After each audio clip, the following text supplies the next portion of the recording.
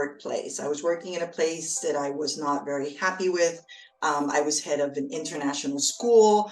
Everyone dreams of having a career of that sort kind of given to me on a silver platter. And unfortunately, I ended up working in an environment that was unfortunately toxic. I was in a position of being head of school.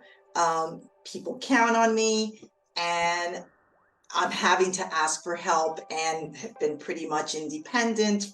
Your people are extending themselves to, and they want to help you. It's hard. It was very hard for me because I'm like, no, this is not how it's supposed to be. I was coming from a place of always giving, that I found it really hard to accept that other people wanted to give to me. All of a sudden, I find myself in a position where the roles had reversed.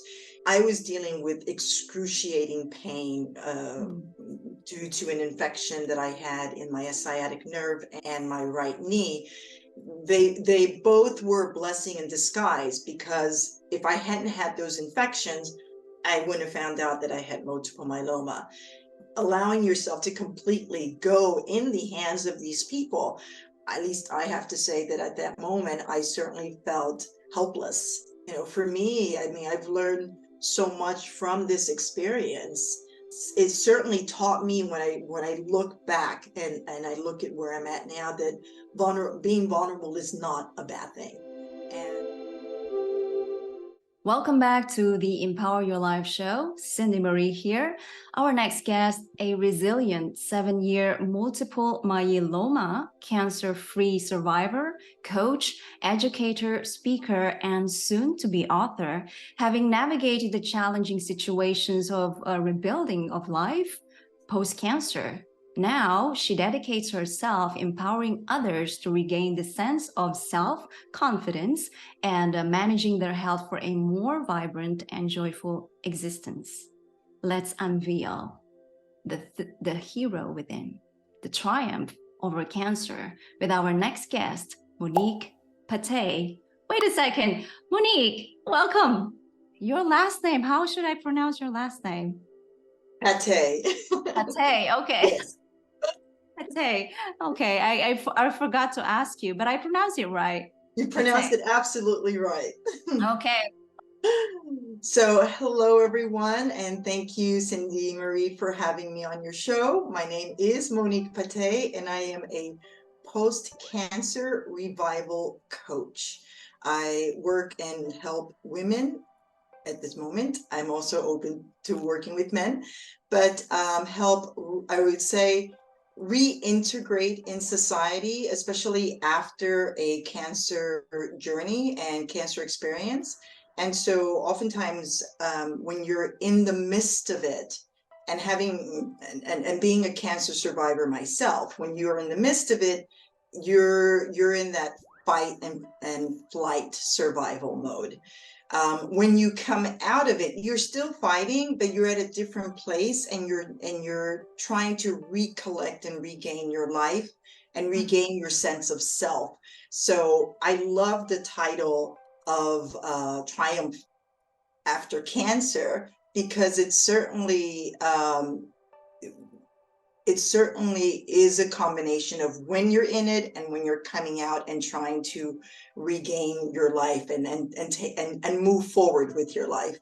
Yes. So, for everyone to kind of understand your story, could you share with us, how did you find out that you have this multiple myeloma, and what a little bit information, what is multiple myeloma mean, and which part of the body that actually affecting this type of cancer? And in your bio, you actually mention cancer, in fact, has saved your event or your life, in a sense of weren't you were happy at work and environment. So share with us your story on that level. Sure. So I was diagnosed on 2015 with, I didn't have any of the symptoms. So I am known as asymptomatic multiple myeloma. And it happened after a period and an episode of enduring a lot of stress in my workplace. I was working in a place that I was not very happy with. I was head of an international school. You know, everyone dreams of having a career of that sort kind of given to me on a silver platter. And unfortunately, I ended up working in an environment that was unfortunately toxic. And what happened is basically I say that my body unplugged, and that's the only way I could describe it, because after a series of months of enduring a lot of stress, my body just collapsed. And one morning I woke up and I had an inflammation in my sciatic nerve and an inflammation in my right leg, right knee actually. And I just kind of prolonged this whole thing because I didn't like going to the doctors, and I had a fever and I was just being very resistant. And at some point I was just like, you know what, if there's a God out there, or if there's somebody who can put me in the right hands of the doctors, then I just let go. And at that point, I ended up in the emergency room, and after a series of tests, I was in a biopsy. I was diagnosed with multiple myeloma, and something that I had never heard of. And so multiple myeloma is a plasma cell form of cancer. And I would say what's different about multiple myeloma, it's in your bones. And so because it's called multiple myeloma, because it's not like a solid tumor that's located on an organ, it just runs through your plasma cells and it runs through your bones. And so then once I was diagnosed and once understood exactly the severity of what I had, it was an eye opener. It was an eye opener because I was an extremely healthy person, ate well, took care of my diet, and so when this happened, I'm asking myself, like, how the heck did this actually happen? So I was shocked as much as everyone around me who knows me was shocked by the fact that I was diagnosed with cancer. Yeah, I mean, first of all, congratulations that you have overcome this. And I don't know exactly how painful it was, but I can empathize and really inspired with the journey, with the overcoming this journey of yours. And now you in this video that I have watched, one of the conversations that you have, I think he's also a cancer-free survivor. You guys, or you have emphasized the vulnerability, especially concerning losing the independence and seeking help. Now, you mentioned earlier that, you have this privilege of all the things that happening in your life. So I'm super curious when you mention about this vulnerability and losing independence and seeking help. Does this actually relate to shifting identity, in the sense that where the ego may have struggled to adapt? And if so, how did you navigate and shift through to these changes? Okay, it's a great question. It's how would I answer this? Because I think there's an aspect of your ego, and then there's another aspect to it. So when we're asking the question about the ego, is one's inability to ask for help, and one's inability to ask for help, not because one's inability to ask for help has a lot to do with losing that sense of independence. Mm-hmm. And when you're in a position, especially I was in a position of being head of school, people count on me, and I'm having to ask for help and have been pretty much independent, or I would say very independent, for all of my life. And so then when you find yourself in that position where your people are extending themselves to and they want to help you. It's hard. It was very hard for me because I'm like, no, this is not how it's supposed to be. And it wasn't, I don't know if it was so much an ego thing, but I think it was more that I was coming from a place of always giving, that I found it really hard to accept that other people wanted to give to me. And that was something I really had to work through and accept that in the same way that, and someone had said to me, in the same way that you lovingly give to others, other people, because you've given so much, other people want to do the same for you. And so then to be on that side was quite challenging for me. It was challenging to even ask my family to be of support in a situation like that, because the roles, all of a sudden I find myself in a position where the roles had reversed.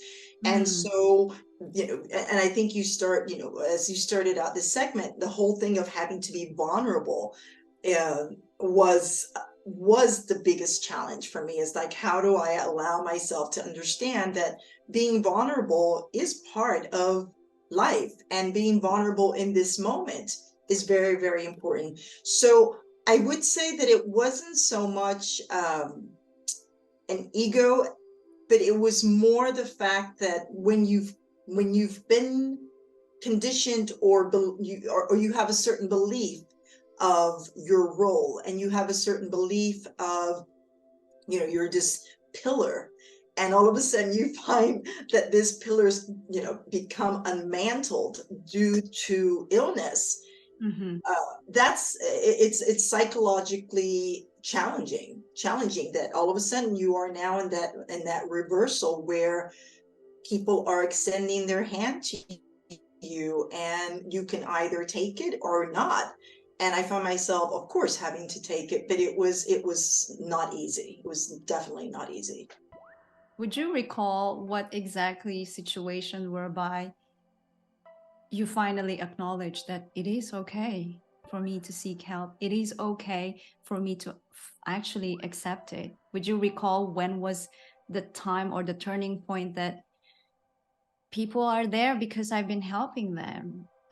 Because I mean, for me, if I may give you an example, I'm like you, being so independent in my life because living outside Philippines, so I have to live independently. But when I get married now, and then building this business where I'm at, so financially, my husband is the provider overall, and then I'm supporting him little by little, as the business is thriving. And it wasn't easy for me in the beginning. Like, oh my God, I am relying to someone. It's not that it's bad, it's just that I am not that person. But eventually I started to realize the person is willing to help you for you to pursue your business, your essence of your truth. So actually it is okay. It's just like, what is it that holding you back to allow that person to help you while you're actually thriving on this business that you're working on? And then I finally accepted that it's a lot of work for me that I have to do that self-affirmation, self-acceptance, nurturing, empathy, and compassion, and all of that, until I said, there's nothing wrong with that. It's just my thoughts. It's not me. So I'm super curious whether you've gone through with that self-conversation with that inner critic, Oh gosh, yeah. I mean, I think it's something that we work through every day. There's so many moments. I would say that it was a moment when, gosh, there's just really so many moments, but one that comes to mind is when I was in the hospital. I was dealing with excruciating pain due to an infection that I had in my sciatic nerve and my right knee. And they both were a blessing in disguise, because if I hadn't had those infections, I wouldn't have found out that I had multiple myeloma. So there was a moment where I was taken off meds, and I didn't realize that they had removed all painkiller when I first was brought into the hospital. And so a few days had passed, and at some point, I couldn't, I was having pain. It was a Sunday, and my friends had come to visit. And so at some point, a sharp pain immediately hit my nerve. And my she's like a sister to me, my neighbor, and her husband were visiting, and I was just like, you've got to go now, because right now I just, I'm feeling a lot of pain and I need to sleep. And so they were quite distressed leaving me in that situation. So the nurse came in. So they gave me something to calm down, and then I fell asleep. And at some point in the morning, I got up and I was sitting at my table, and I was feeling totally lethargic. And the nun came in, and they were changing my bed. And at some point, my head was spinning, and I thought, at this point, I'm dying. And so then I basically said to the nurse, "Ayuto," and I passed out. And at that moment, I can really visualize the whole situation. I was dizzy, and I was brought to the bed, and I thought I was dying at that point. And I found myself surrounded by the nurses, and they called the doctor in. And at that moment, I realized that how quickly life can be taken from you. But the fact that in such a critical moment, I had these team of professionals who were there to save my life. And so you're completely vulnerable and at the hands of other people. And there's so many moments like this. Even when my neighbor would come over, and because we didn't know what was going on, very lovingly she would come and put clay on my knee and wrap it. And to be surrounded by individuals who genuinely loved me and were willing to do these things for me, it was a series of all these little things that made me realize that being vulnerable. And at the time, I can speak about it now, looking back in retrospect, but at the moment, when you're allowing yourself to completely go in the hands of these people, that thinking of, I've got to be strong, just, gets tossed out the window, because you are, at least I have to say that at that moment, I certainly felt helpless. And like I said, it's not easy. It was something I really had to work through. But yeah, there's so many little stories like that. And you realize the human spirit, and the human spirit in that there are genuinely so many amazing people that in any given moment that we experience difficulty, they're there for you. And, for me, I've learned so much from this experience that there are so many people that do things with their heart, and they do it with such loving intention. And yeah, so I would say it certainly taught me, when I look back and I look at where I'm at now, that being vulnerable is not a bad thing, and that we all find ourselves in those moments of being vulnerable, and it's totally okay. I agree with you 100%. And I think, again, this is just one of many conditioning or programming that we have. Seeking for help, kind of like you don't want to be a burden, right? And especially if you have been independent in your life, and at the same time, you don't want to seem very weak. And and this is one of also the reasons why I'm so open, being vulnerable, because I want to show to people, we want to show to people that it's okay. This is part of our growth, right? And speaking of growth, Monique, now we are rediscovering the authentic self, the power of love, the empathy, compassion, and the forgiveness that we give to ourselves.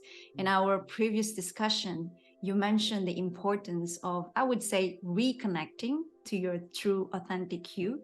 And I'm super curious that how does this experience, has guided you on a profound journey to a deeper understanding of who truly Monique is? Great question.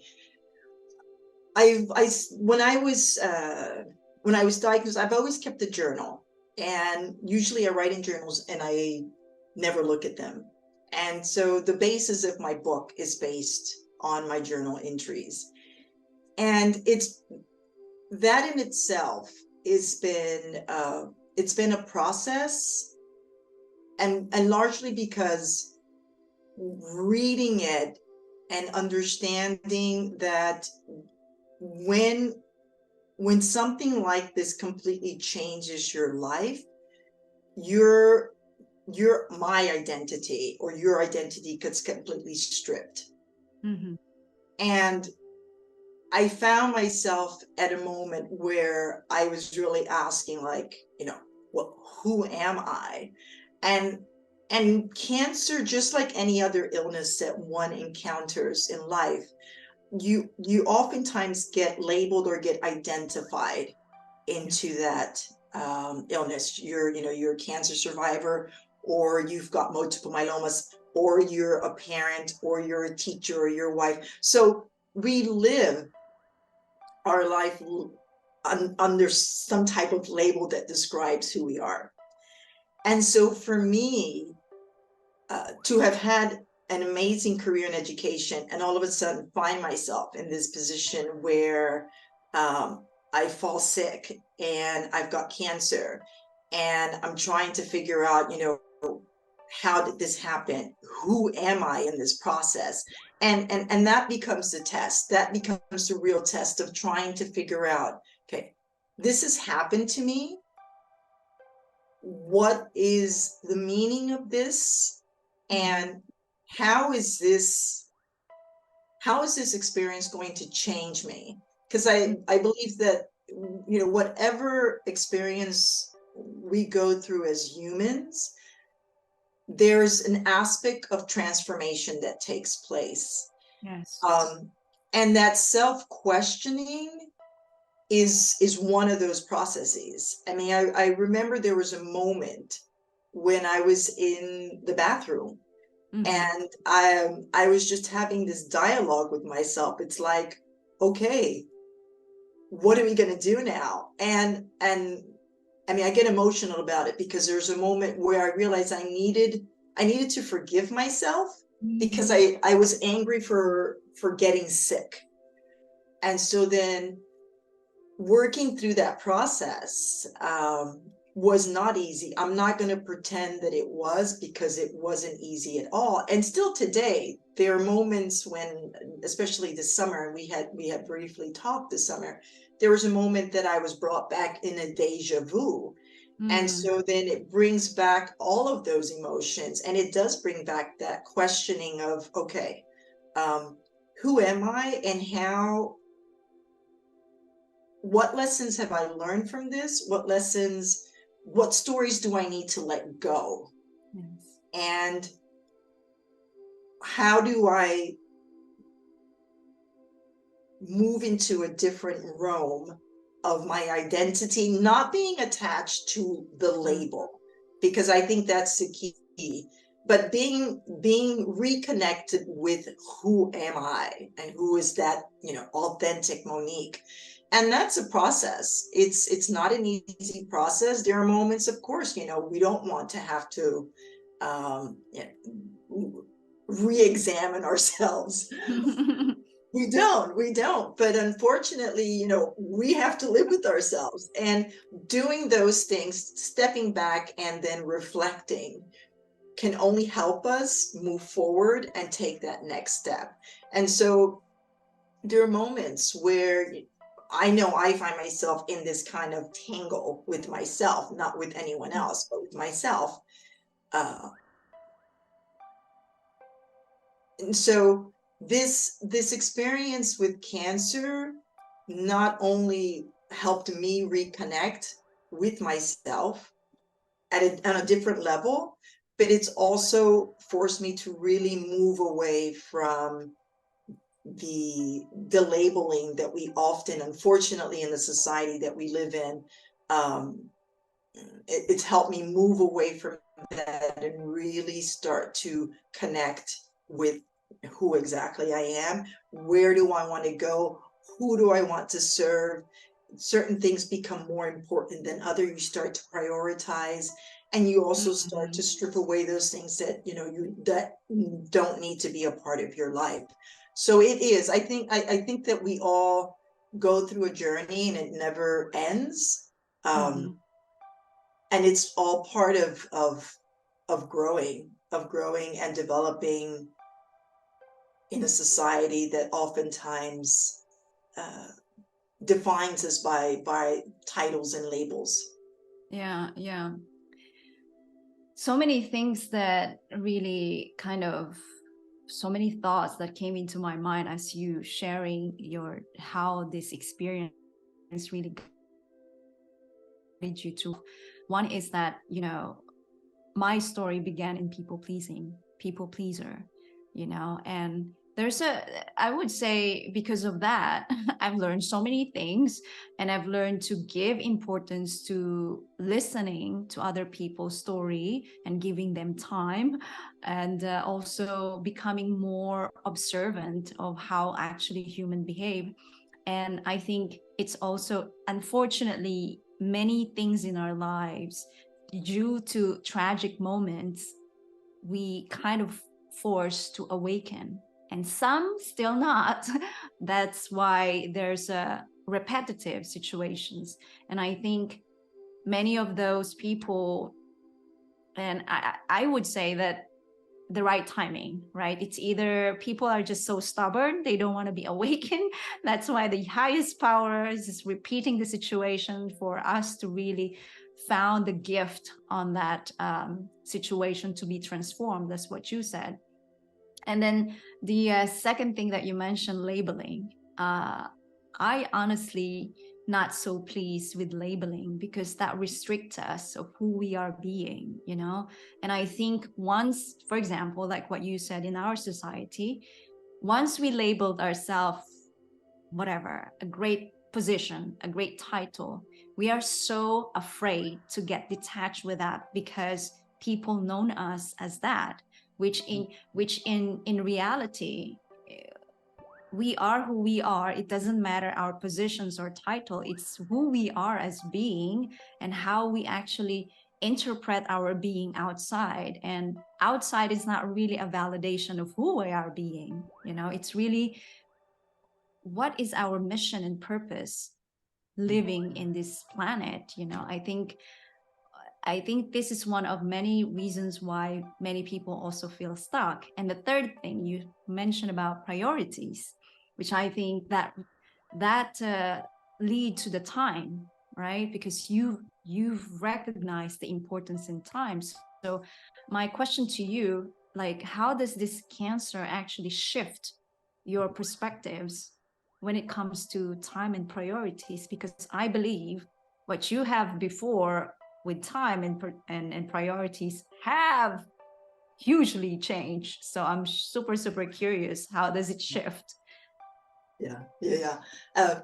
You had mentioned, and I had shared with you that the part that cancer saved me, and it leads perfectly into the concept of time, because when you're in a life and death situation, and unfortunately many of us have to get to that point, which is terrible, to realize that life is just is so precious. And so the concept of time became really important to me, and the concept of spending time with the people that you love the most, and spending time, purposeful time, meaning that oftentimes like scrolling through the phone, and I do it sometimes, don't get me wrong, but kind of scrolling through the phone, or being in a job situation where you're only a number but not really considered of importance, or not importance but of value in a workplace. And the for me, the concept of time also meant slowing down, and that is one of the things I realized, that when I got when I got the infection on my right knee and my sciatic back, so we're talking my right leg and my left side, that meant that I could not move. And that forced me to have to really sit in my space and reflect on, okay, who are you? And if you've been completely stopped from any kind of movement, it means that you need to step back and really start to look at your life differently. And don't get me wrong, I mean, before I got cancer, I mean, I had, I was traveling, I had I was dancing, all of these things were going on. But obviously, when I got into the position of a leadership, a position in a school where things were so toxic, and found myself similar to your situation, where I'm pleasing everyone, I'm people pleasing, constantly trying to, live up to a certain standard that didn't reflect who I really was. Yes. At that point, when excuse my French, when shit hit the fan, at that point, I was just like, oh my gosh, right now I'm in this state where I cannot move. And so like I said, it forced me to step back and really start to think about the importance of using my time wisely. And that meant slowing down. That meant slowing down. And, we hear the saying, you're smelling the roses, or you're going out for walks. But it's like that. You stop and you look at your surroundings very different. You go, I'm a hiker, so going on the trails, and you now pay a little bit more attention to the details of those things around you, and you appreciate time. And you appreciate it because you don't know. When you get sick, you don't know, and you may not have time. And I remember meeting a woman, and she left an impact on me. She had been diagnosed with breast cancer, and I hadn't seen her in a long time. And at some point, I went to see my chiropractor, and I saw her, and I said, "You look absolutely beautiful." And she said, "Thank you." And I didn't know that she was in chemotherapy. And so she said, she goes, "I've been diagnosed with breast cancer." She goes, "But I've learned from this experience to have greater freedom." And when she said that, I was just like, what kind of, in my mind, I'm thinking, what does she mean? And she said, "Because I've always lived my life under constraints and expectations of others. And when I got sick, I finally felt free, because now I was living according to my time and my needs." And that really left an impact on me, because it just made me really question why as a society we start living when we know we can die, and we can die anytime. I mean, but why do we choose to start to live? And a lot of that has to do with time. We tend to think we've got all this time, but we really don't. We really don't. And so for the time that we do have, let's just make the best of it, and really put, and you said it so nicely with the whole purpose, to start really living from a place of purpose, where you are giving, and you're living in a space with other people, and you're bringing, I would say, goodness to others around you. And if you step back and allow yourself to appreciate your time, that will completely shift how you live in your space and you live in the world. Yes, I agree. I mean, it's challenging. One of the things, not only the conditioning of the society, come on, now it's the technology, right? Which is done by human as well. And I think given with our field as well, that everyone's kind of becoming so trapped with the social media of having that on and on being active, that many expertise would give you this kind of suggestions so you can have a more visibility of your branding and so on and so forth. And I love what you mentioned about slowing things down. This is one of the things that I always mention to people is slow things down to speed up life. It's really like about being present in the moment. And I can totally agree with you 100% that many people out there still believe that we have this entitlement for the next 50 years or so that we could wake up the next day, instead of like feeling so grateful that, I mean, today we don't know tomorrow if we're gonna wake up, right? So might as well be amazing and awesome as you are, and sharing your beautiful love, whatever that positive energy that you have, because that's at least my way of living right now, that I don't really know when exactly long I'm gonna live, but that also gives me the freedom to express who I am. Because I think one of the keys why people tend to get stuck of not showing themselves, because the beliefs that we have the time, right? But we don't really know when exactly we have the time. It's not upon us how long we should live here, right? I love the phrase about we are actually just renting here. We don't really own anything here. That's why being attached with anything labeled is not good, because you then also, even like this, I am practicing not to get attached with the outcome of this conversation. What I am practicing is to be present with you so that I can be fully in the essence of being, sharing my entire power, having a conversation with you in a place of being genuine, and that's especially with your case, you don't even know, right, at that moment. Now you can share it, and you've been empowering a lot of people. And I think really, really incredible as how you shift that from whatever you have been as your position, to now really having beyond yourself, empowering people to regain the confidence and having more vibrant and joyful life. Because life, as what you said, is precious. And now talking about being a coach, which is part of you, who you are as being, you provide or offer guidance on mindset, health plans, wellness programs, which I love. I think from the experience that you had, you kind of have to understand everything. Just like when I discovered that I had intolerance and then I have myoma or fibroids, I started to understand, okay, what are those daily habits or routines that I have to change or pivot?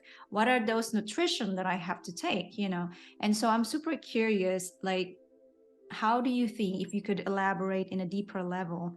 Because I think many people still don't value the importance of giving serious level of the nutrition and the daily routine. So I want you to help us share, how does it impact your overall health or well-being with the choices regarding the nutrition and also the daily routines? This is right up my alley. So, there are several things. One, I certainly believe that having a daily routine, and this was something that I would say I used to do in the past, but when I got sick, it became my survival mechanism. And what I mean was that I was in the hospital, and I was in the hospital for a month. And for that time I was going to be there, I was like, I have to have a structure that will allow me to use my time, again, the concept of time, to use my time, but also make the best of the situation that I'm in at the moment.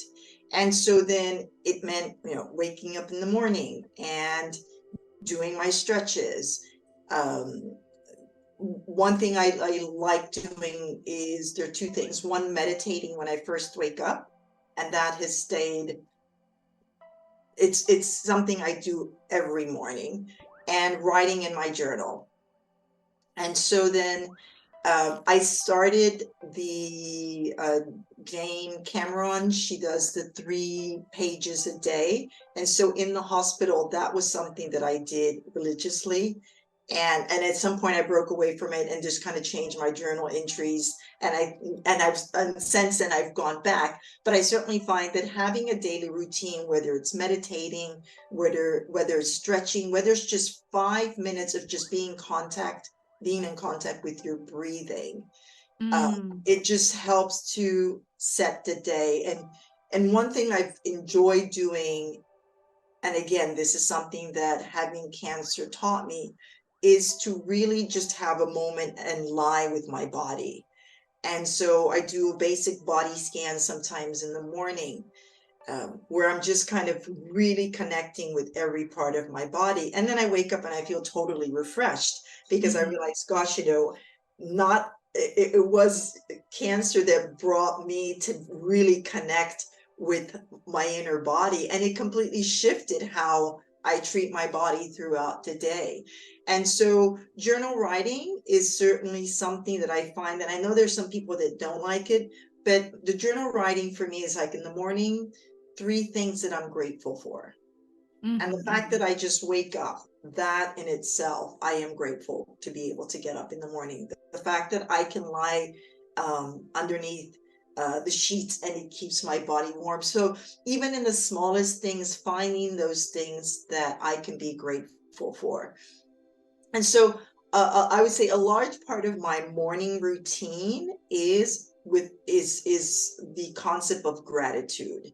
And then when we talk about nutrition, we talk about feeding the soul. And oftentimes, like I said, what was an advantage for me when I got sick was the fact that I already came from a place of eating healthy.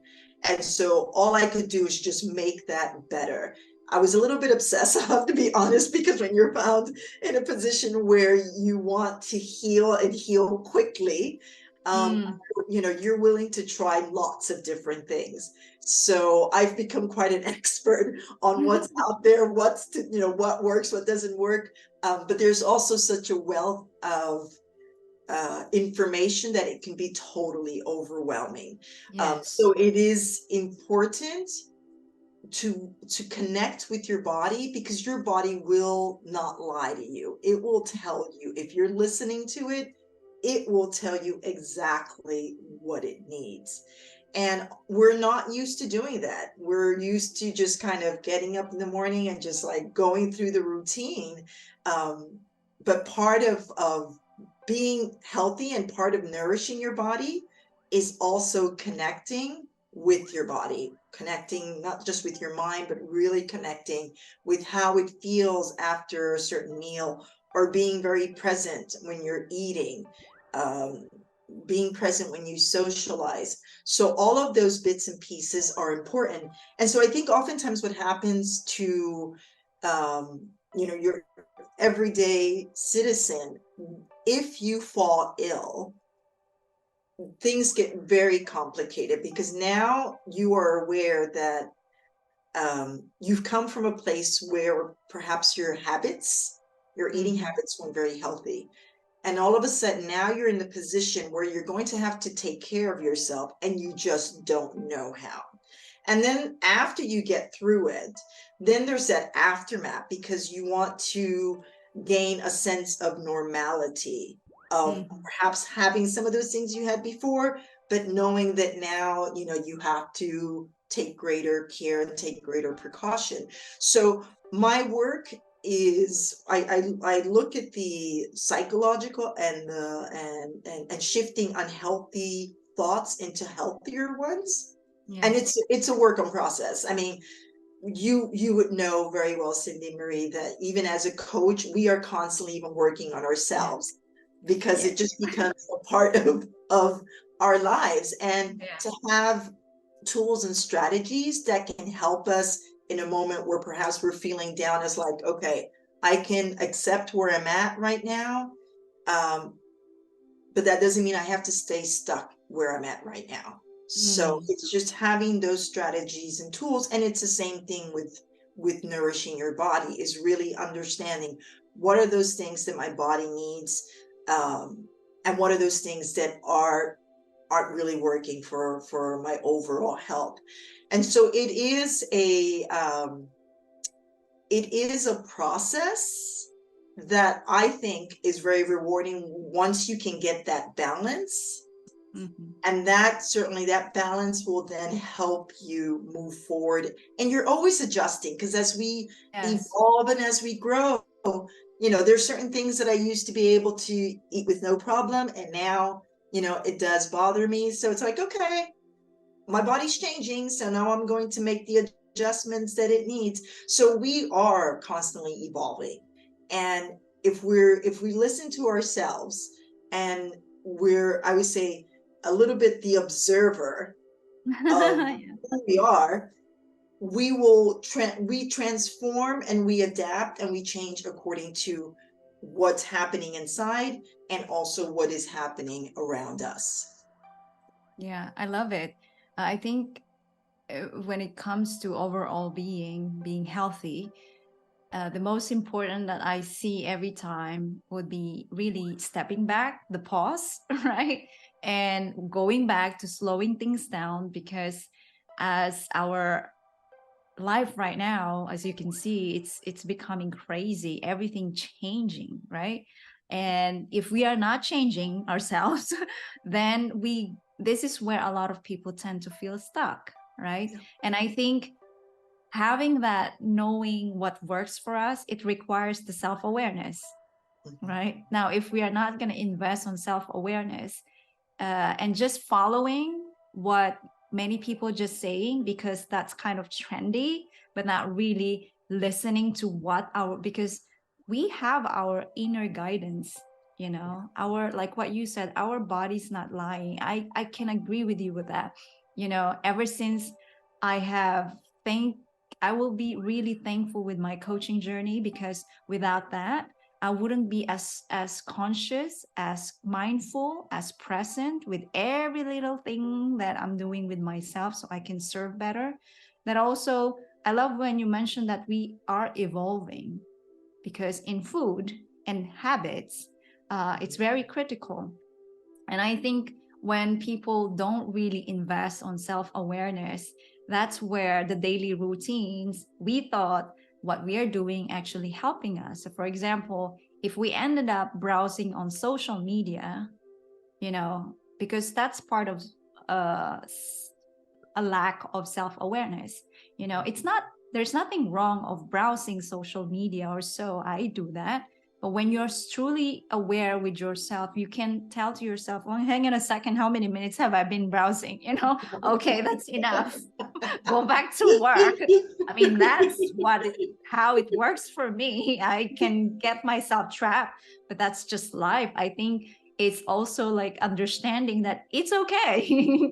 But after that, what are we going to do after that? But I think when you are not investing on yourself, then that's where a lot of challenging situations that we feel like we are in prison or being victim. And you mentioned a lot of your daily routine. And I think with creating many changing modalities and tools that you're helping other people, you have a lot of tools that keeping yourself optimistic, Yeah. right? And I'm super curious, what are those? Maybe you have morning routine that you didn't mention earlier, or night routine before you go to bed, that you would be more than happy to share with us, that could be part of other people who are watching or listening right now to experiment and explore, that could be beneficial or helpful for them to be more optimistic? Sure. That one thing that certainly I do, and it's helped me greatly, is listening to meditations. And listening to meditations in the morning, it's a routine, and listening to meditations before I go to bed. And it can be a meditation of a prayer, it can be a meditation of affirmations, it can be a meditation that just soothes the soul to get ready to go to bed. And so those two things have been for me a game changer, especially if I'm encountering a moment of stress or distress. I have a bag of tools, and I don't want to endorse the app that I use, so I won't say anything unless uh, um, yeah, it's just that I don't want to put myself in a position, or the endorser, but using this app has certainly helped in terms of just being able, like in a moment, find something that will shift my mind immediately. So I would say definitely meditating, having a bag of tools that help in any given moment, that, okay, I've got these, and if it means I listen to it for more than, one or two times, then I do that. But I find that is definitely something that calms me down drastically. And so that's one. The other thing that definitely helps me is also, if I need to write. And just sometimes it's just free association writing, just, getting it all out. And I may never look at it, but then I just get it out. And that process of and not writing on a computer, there's something very intimate with paper and pencil, or paper and pen, and just connecting with the paper, and just connecting with that, I would say the intimacy of just writing with a free flow, where, and that's just me. I think for some people who like the computer, I find that then I'm a little bit distracted. So writing just allows me to really move my hands on the paper. The other thing, walking in nature. Yes. I find that to be a great reliever, and just being in contact with the air and the trees. And sometimes, I'll go and hug a tree, and it's okay. And the sensation of the tree, where, I feel its strength, or just the fact that Mother Nature transform, and she'll never fail us. Yes. But having that moment, and just walking in outdoors, is something that definitely helps. And then the other thing is, and I had shared with you that I dance flamenco, and that has been, whenever I had a difficult moment, and just having something that brings you joy. That is something that I think, to have a list of those things that bring you joy, that is a tool that can help you in any given moment, that you can go to and say, okay, if it's reading a book, if it's going for a walk, if it's just dancing alone in your apartment, all those things that can give you any kind of relief in any given moment. And so if there's anything that I would say the process of cancer has taught me, but also being a coach, is really having a bag of tools that in any given moment I can pull out, and I can have them there to help me in whatever it is that I need to deal with at that given moment. And I mean, at some point, like this week, I was just having the week hasn't even started, it's just Tuesday, but last week was just a little bit overwhelming by a whole series of things that were going on personally. And I was just like, okay, sit down. I sat down with myself. I said, okay, what's going on? Okay, so let's accept where we're at right now. Okay, and then let's decide what we can do to feel better at this moment. And it's not like let's go for the chocolate or anything, but it's just like, okay, let's see what I can do to feel better at this moment. And I was amazed at, after having had built a series of tools, that I continued to do work. I was working on my book and thought, this is to be at a really good place, that even though, all of this is going on and things are going on in your mind, you've got some tools that you can go to, get yourself grounded, and then say, okay, I may be having a bad day, maybe having a bad moment, because I think a day in that moment, you can't think of a bad day, but I'm having a bad moment right now.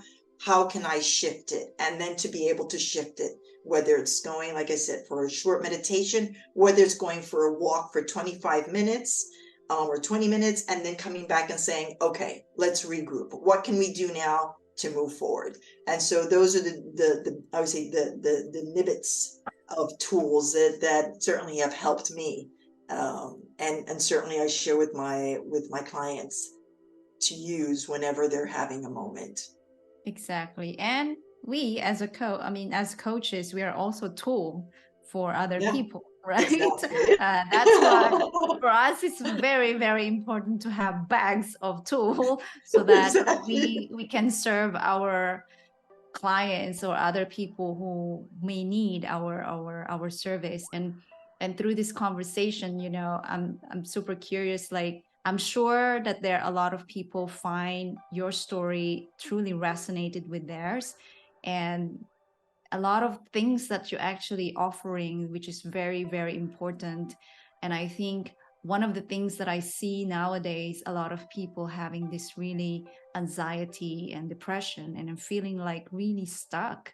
And I think one of the things that I always mention to people is that, unfortunately, fortunately, for you to keep yourself moving forward and have that sense of clarity and direction, you've got to have either a mentor or a coach. Mm-hmm. And so for those people who wanting to connect with you or to find where to find you, perhaps they want to engage you for a speaking event, where can they find you or where they can connect with you? Sure, you can connect with me on LinkedIn. Right now, my website is under, what would I say, construction, but I had shared with Cindy Marie that I closed it down for a reason, because I really wanted to create a website that connects with the people who I want to serve. And so right now that's not available, but in January it will be, and hopefully you will be able to reach me on my website then. But if you want to connect with me, you can connect with me, DM me on LinkedIn. Okay, and no worries for that, because the information in LinkedIn, I will be putting that available on the blog and the podcast and the YouTube, so everyone can connect. And of course, as when the website is available, I'm going to update all the information so people can reach out to you directly. And it's truly, I feel amazed of how much like you and I really have this gift of many situations that really unbelievably challenging, that we thought we're not able to overcome, but we manage anyway, and we're helping ourselves constantly. And I think this is one of the reasons is we started to choosing investing on our personal growth, on our self-awareness, on our self-development. And before I let you go, Monique, I have last question for you. And breaking the myth constantly, the personal development or self-growth as a selfish act, so I'm super curious, what will be your powerful message that you could offer to people that somehow still hesitant or kind of confused whether to tiptoe to the next step to investing on myself or not? And how do you think that through your experience that it empowers you and it's actually an ultimate gift for you when you surrender and give yourself permission to investing on yourself or your well-being. So what will be your powerful message for people or watching or listening right now that kind of a little bit still hesitant? Mhm. I would say that no one's going to love you more than you.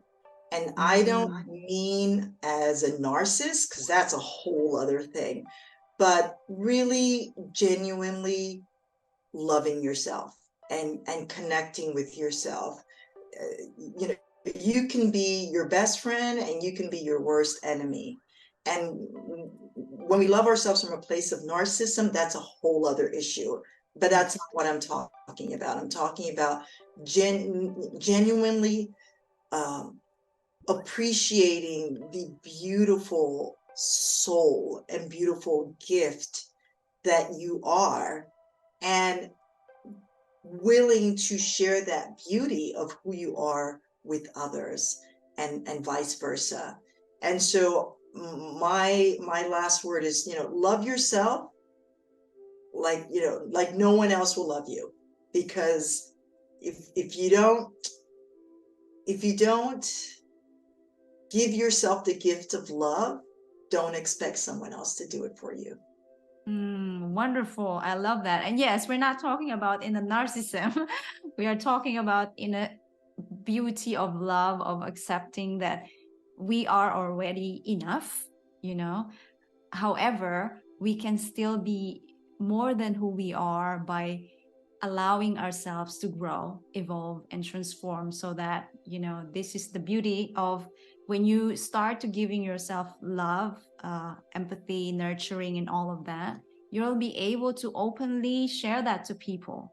Yeah. And I think a lot of people mistaken the narcissist and the true genuine self-love or self-care.